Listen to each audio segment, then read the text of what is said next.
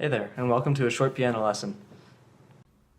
So, today I'd like to show you something that I learned as the waterfall.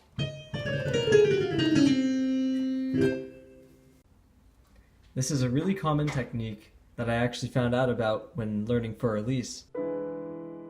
And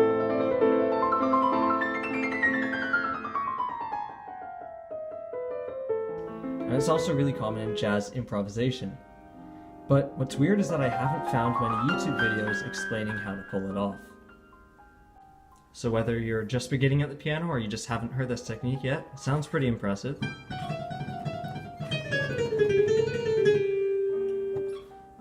And it's actually really simple to do. So let's get started. Let's learn first using our right hand, doing a waterfall downwards. This should feel the most natural. It's a repeating pattern, so what that means is it's really easy to learn. It doesn't matter where you start or where you end. It's just going to use 3 fingers, actually. These 3 fingers. Here, I'll show you. So like I said, just 3 fingers. It's pretty simple.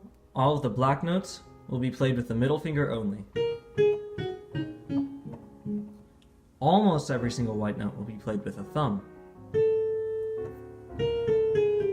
But we see that we run into a little bit of a problem if we just do that. Uh-oh. So that's where the index finger comes in. Every time that you see 2 white notes next to each other, it's going to happen every time that there's a C and that there's an F. We're going to play the index finger first before the thumb. I'll show you what I mean. Index, thumb. Index, thumb. We don't change anything about the middle finger. It's just that the index becomes before the thumb every time that there's 2 white notes. This also doesn't matter where you start, as long as you use the right finger to begin. So let's go middle finger, middle, index, thumb. Or let's start with the index finger. Or start with the thumb. So what's really cool about this pattern is if you're going up or down with the right hand, it stays exactly the same. And if you want to do this with your left hand, the only thing you need to change is the order that your index finger comes in. So if I want to go up with the right hand, all I need to remember is that the index finger will be higher than the thumb.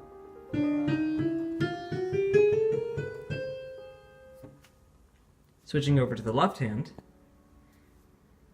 the only thing that changes is that the index finger becomes lower than the thumb. And this makes sense too, right? Because on the right hand, if you put your hand out like this, the index is higher. Left hand, it's the opposite. So you just reflect that in the pattern. Still starting with your middle finger on a black note. Index lower than the thumb. And let's go down. Index lower than the thumb. So that's it.